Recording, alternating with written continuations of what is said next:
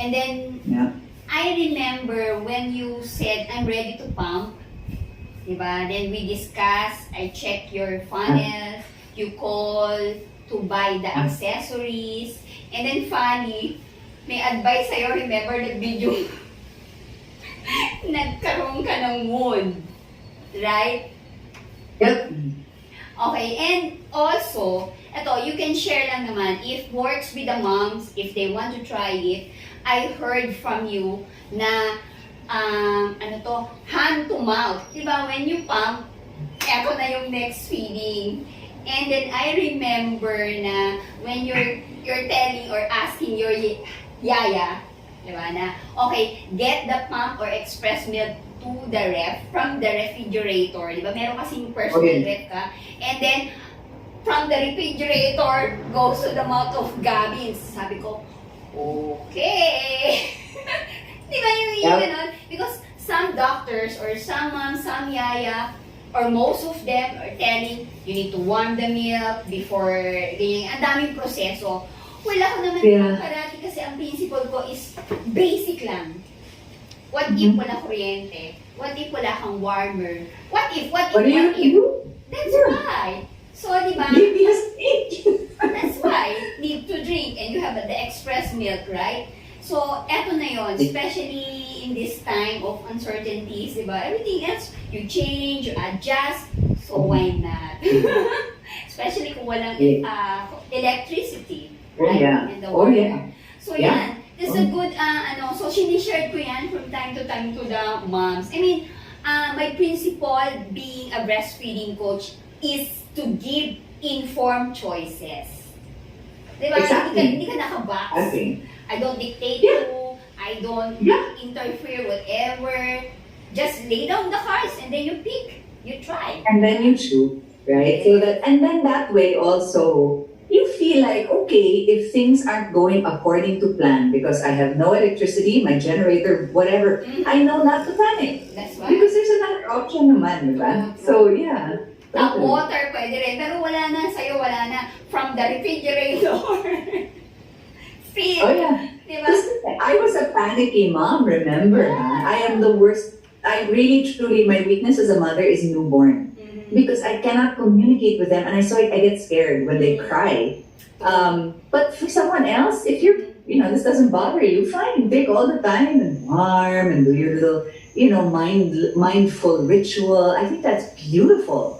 I just wasn't for me. I was too freaky. So that's one thing, di ba? Mommies, di ba? Parents, grandparents, you can try that tip, no? Yes, exactly. The milk. I mean, every baby's different, right? So of course, listen to your pediatrician. Also, every parent, every family is different. So it really depends. But for me, this worked fine. Especially depends on the circumstances, diba? What we're having. So again. Also, one more thing, just, if anyone else is going through it, I was a post-C-section mom and I had no problems with that, except I did develop a drug allergy. So on top of the sleeplessness, the hormones, I had a really bad drug allergy. I then had to take another antibiotic for I developed a cellulitis on my arm. I was going through a lot, okay? So, the idea of my baby is shrieking and crying and hungry, you're gonna stop the heat, what? No, you feed the baby. We feed the baby.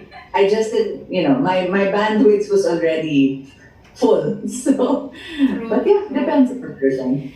But first, ayan, meron akong hinanda kasi alam ko. Ganon. Sige, ako na rin. Okay, game. Quest. Similar. Diba? Cheers, everyone. Cheers. Cheers, everyone.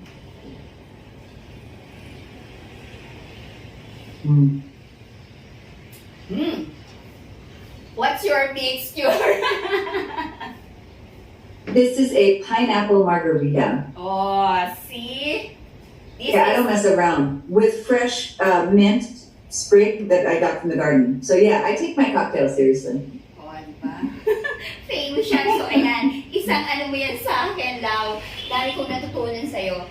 And, Yeah, I'm telling, talagang yung connection natin still connected, very much connected because just recently, Saturday, na-mention ko na naman dun sa mom na pinupuntahan ko, your case, parating ikaw yung ting to encourage them, diba? Na to boast na, hello, hindi pa grabe yan, but to just give Sorry. the idea. Sorry.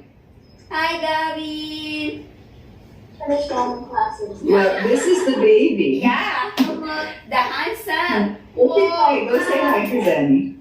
You know, I understand, but so you understand. Hi, this is And here's the Gavin, thing, everyone.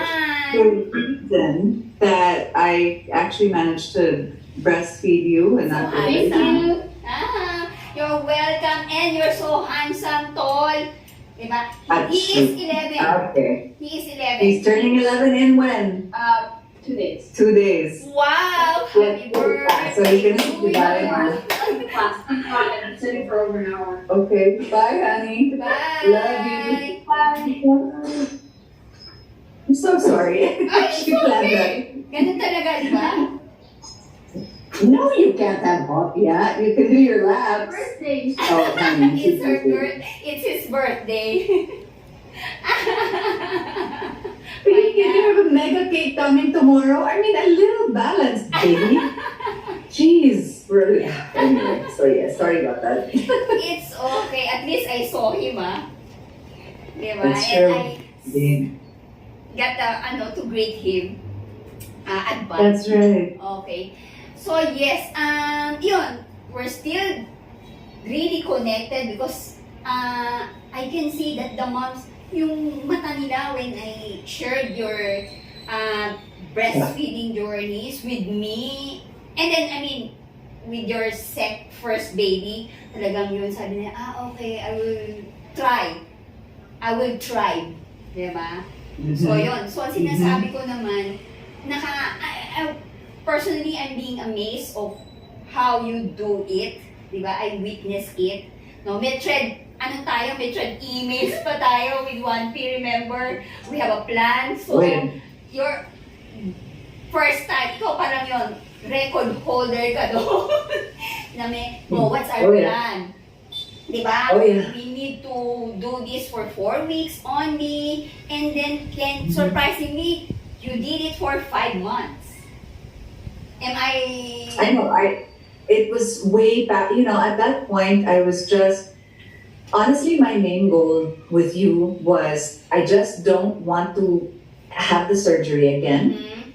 I want to be able to breastfeed longer than I did, and I don't want to fall into a depression again. You know, it was a miserable experience. Yes. So check.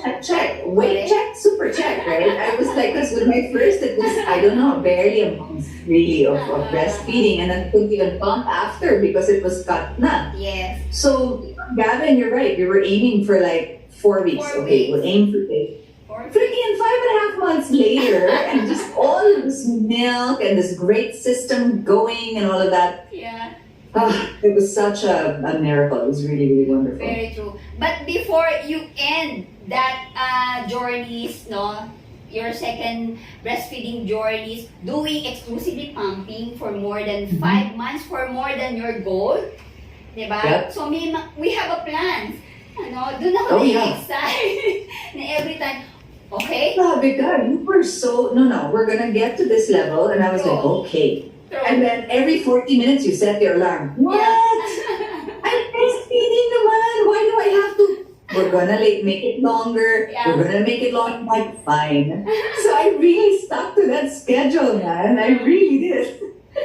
So, yeah. and surprisingly, diba, you mentioned to me, senior mo sa akin on one of our session na itong mga girls mo, yung girlfriends mo, di ba, when you attended, Yeah. I don't know, lunch, basta yun, then they're telling you, why are you going to stop? Di ba, parang hirap silang to produce what you're producing. Oh, man. Can you imagine? But it's okay. I mean, you know, at least this time around,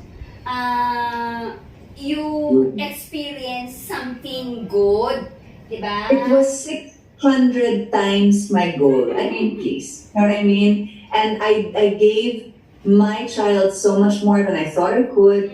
I got over my fear. Remember, there was a chance I would not be able to produce any because the ducts were cut. And the risk is you don't know if they'll realign, right? Yes. If they don't realign properly, you're producing milk and they won't go out again. True. Mastitis again, Yes. right? So I was just so happy. Parang, okay, I'm not gonna do this for 2 years. Like, really, what was my original goal with my first? But Yes. this is such a blessing. I'm so happy, True. you know? So yun, we started, I remember 8 times pumping, and then, okay, what's next? Sabi ko, at least one pumping in a week or in 5 days, diba? Then, until you reach 4 times of pumping, and you're producing 54 ounces, something like that. I think it was more. It was a lot. It was so much. I remember even you were like, Yes. wow, okay. Diba, 4 It times was a lang. lot. Yeah. True. Even per session, it's something like, how many ounces is that, man? Yeah, both bottles mo, nagdi-drip. Good, yeah. True. Oh, I needed plus. It couldn't fit Correct. one. I needed another, you know? Correct. It was great. It was really nuts. And honestly, I think an important message for a lot of women, especially women who we want so badly to be the mom of health, of all the smart reading, all of the breastfeeding. Sometimes it's not going to work out. Sometimes you are not going to be the 2-year breastfeeding mom. Sometimes it's just not going to be you. True. And that's okay. That doesn't make you less of a mother, right? True. Put all of that energy into something else, into holding your baby, into reading, into I don't know what, but it doesn't make you a bad mom. It just is your biology. Everyone's body is different. Everyone's body is different. True. You have your heart set on a natural birth, and all of a sudden you need a C-section. Folks, a C-section is a miracle of science. True. If you didn't have a C-section, you would die back in the day, True. right? So True. if it's necessary, You can maybe do we're it. just grateful. Mhm. Yeah, right? Well, thank you. There's this miracle of science that allows me to have a baby instead of not. True. So I think we get very hard on ourselves and the moms who really want to do our best for our kids. Sometimes it's just not our body. Well, I think And that's because okay. of someone in your circle or, the mom circle, not particularly on your circle, but it happens, diba? Someone has to put pressure to someone, diba? To do things that they want themselves to do, that this person needs to do. So, my principle is that I don't interfere. No, I don't put any moms into a box. No, I just want to let me hear you, your goals, and Exactly. let's try it. Because I'm not yet a mom. My technique, my approach is, let me try it to you. Let us try it You know what, together. Danny? I actually think the fact that you're not yet a mom is actually a very helpful point of view. True. Because you're coming at it from the point of view of your own motherhood. True. How do I say this? Parang kasi because this was your experience, True. right? True. There's an authority that comes with, well, when I. Mm-hmm. I think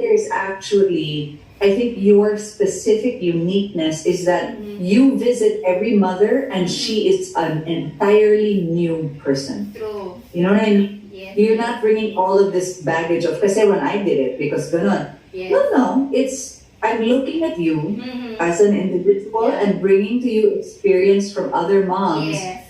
I think it really, really actually makes your coaching what it is, Very personally. true. Yes. Because I'm not... may pumabalak pa. Okay, yes, preach, whoever that was. Can I get an amen? Thank you so much. Yeah, I'm so grateful because I'm not yet a mom. All my critics are telling, remember, we're chit-chatting, diba, over the session. You're asking me this one. Cut this if you want, but I have something to say also. Here's the thing. I actually don't really celebrate Mother's Day. I celebrate Mothering Day. Okay. Because what about all the non-biological moms who adopt a baby?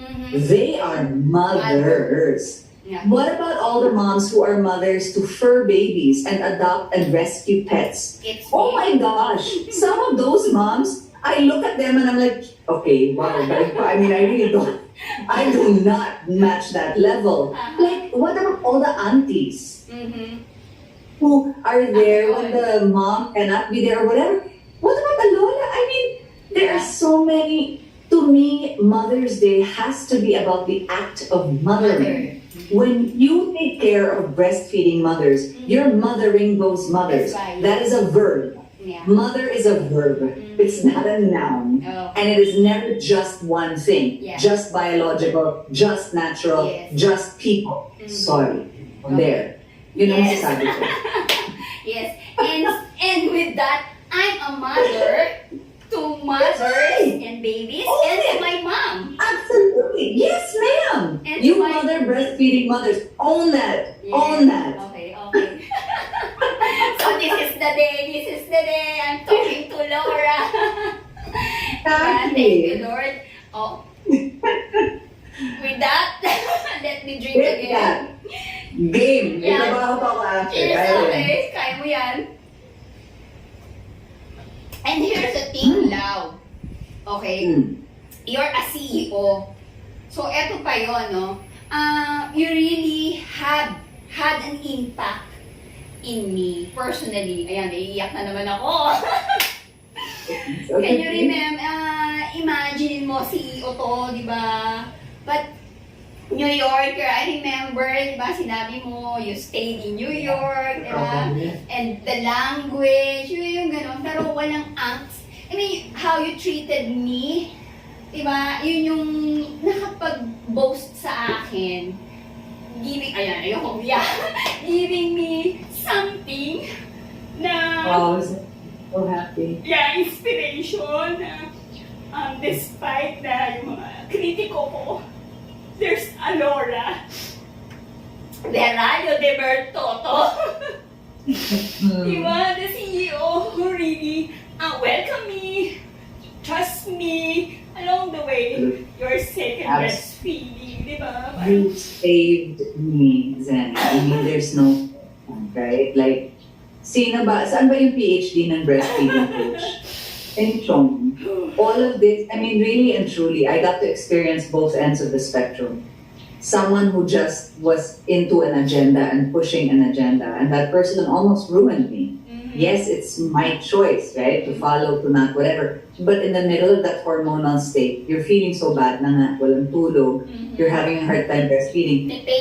Those words really, really shook me to my core, right? Then I never thought I'd be able to do it again. And thanks to you, it was like miracle upon miracle upon miracle. Who the hell's gonna criticize that? I am in a medical family, right? Yes, A lot yes. of what I do in my job is very medically related. So I'm very lucky because I can vet information that I receive from people with people who see the evidence-based studies, who are very scientific and all of this, Yes. and who also respect natural remedies, right? Not crazy natural remedies, and not natural remedies na walang proof. Yes. So, but I'm lucky. Most people don't have that. Yes. So, meeting someone like you was so crucial because you're about the health, you're about the let me give you the information, you make the selection. It's such a healthy approach. What is there criticizable about that? I've never gotten that. Because I'm not. I recommend it to everybody. Yeah, thank you for that. And yes, there's a lot of evidences that I'm seeing those moms. Thank you. Yes, because they have this, tawag dito, yung criteria for being an advocate. So, since I'm not literally a mom or a breastfeeding mom, so cross ako sa kanila, I'm not qualified. But, you know what? Because you among these moms who are trusting me, referring me, and then one day at a time, I move forward, including these doctors who are referring me to Exactly. moms. Exactly. Diba? No need for certification and everything. So I grabbed onto it, and I'm grateful. So, ayan, Mhm. di ba? So, eto na ngayon yun. New Yorker ka, CEO ka, di ba? So, meron tayong game plan. Ang dami, no? Eto na ngayon yun. You told me that you need to stop because you're going to open a boutique. Oh, di ba? Parang yung memory ko lang, fresh na fresh lang. I was doing so much. I was Yeah. doing so much. So yun yun, yung time na yun, di ba? You need to stop because you need to go to the US to open your New York boutique, right? Yeah. Tama, Yeah. tama. And then, Yeah. eto yun. Sorry if I need to mention this, di ba? Meron kang weight nun. I had a wake. Sa bahay yun. Your stepdad. That's right. Oh, Oh, yeah. my God.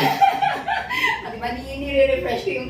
So, yun yung time na yun twice ka na lang nagpa-pump. And you're really bountiful with your production. So, you kinda, hello, parang shaking ka na, what will gonna happen, di ba? Because There was a lot, there was a lot going on. And I felt doing it. these Yeah. things, no, aside from your planning going to the US, and then yun, yung nandun ka sa wake, how can you manage the pumping on time? But yeah, di ba? We don't have any emergency section. Just the whole Yeah. compress. Just the whole compress.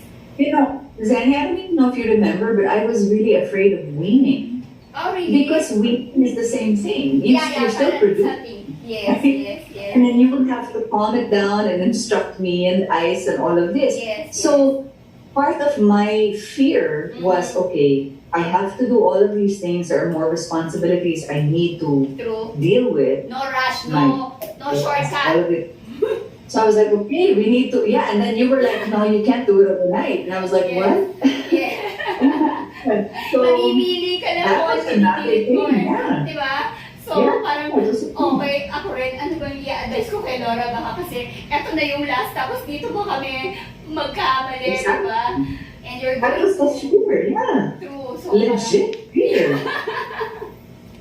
So I'm saying, listen, trust your doctor, you have to, yes. right? Because they're the ones who know your entire medical history, True. they're going to be taking care of your kids and you, etc. True. But when it comes to breastfeeding, which really strictly speaking is supposed to be the most natural thing for women, right? For cis women who give birth, this is just supposed to happen. True.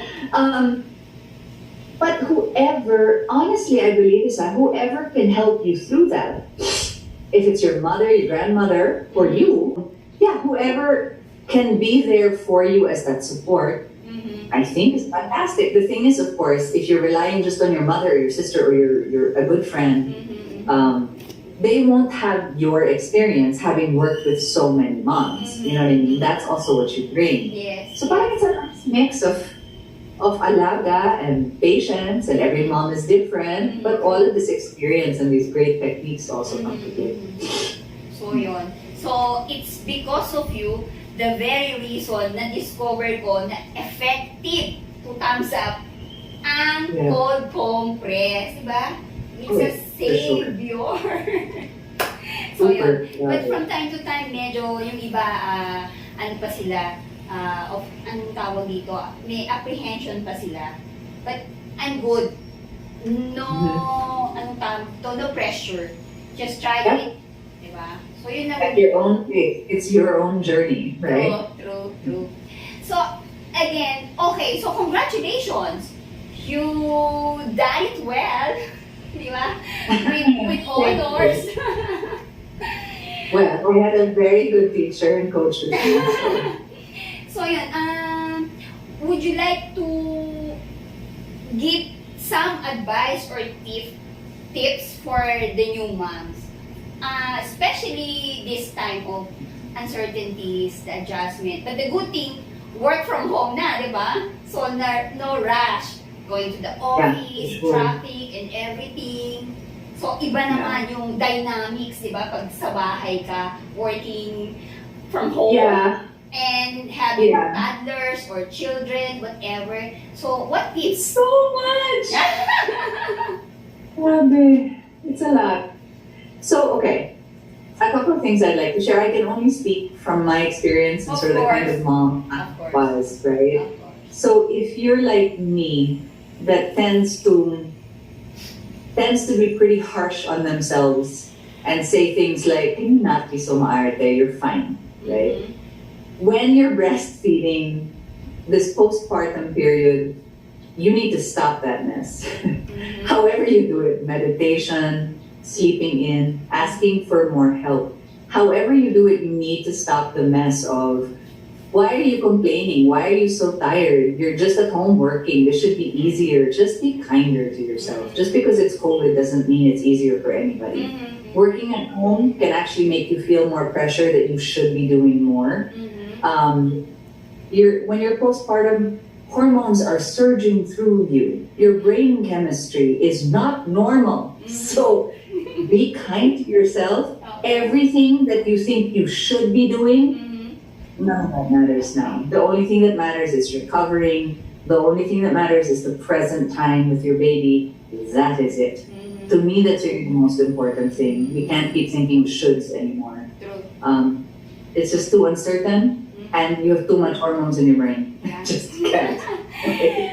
Well, in addition, Honestly, diba? Can I give one more? so, Just one more tip.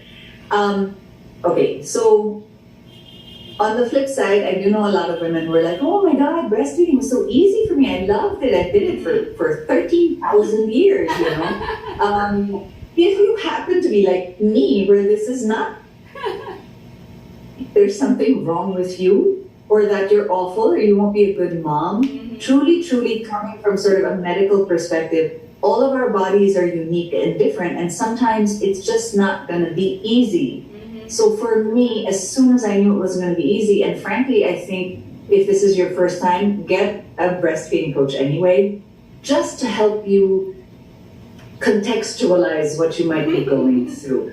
Right? So if you're not producing enough milk, it's not because you didn't eat this, or you ate too much of that, or you didn't do whatever. A breastfeeding coach can talk you down and say, okay, listen, chillax. It's not that, diba? If there's a question about latch, all the pictures are super helpful in the videos, but it's different when it's you. Yes. Sometimes it's good to have another set of eyes who's an expert who can look and say, no, ganito, let's move like this, let's whatever.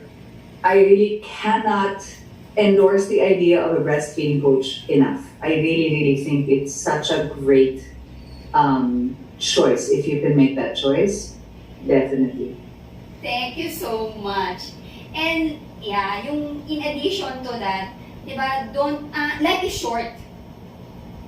Life is short. Life is short. Be happy. Di ba? Mhm. Do everything to be happy. Keep a gratitude journal. Yeah. Do whatever you can. Everything, all the tricks, all of it. Do the gratitude journal, do the meditation, do everything. Yeah.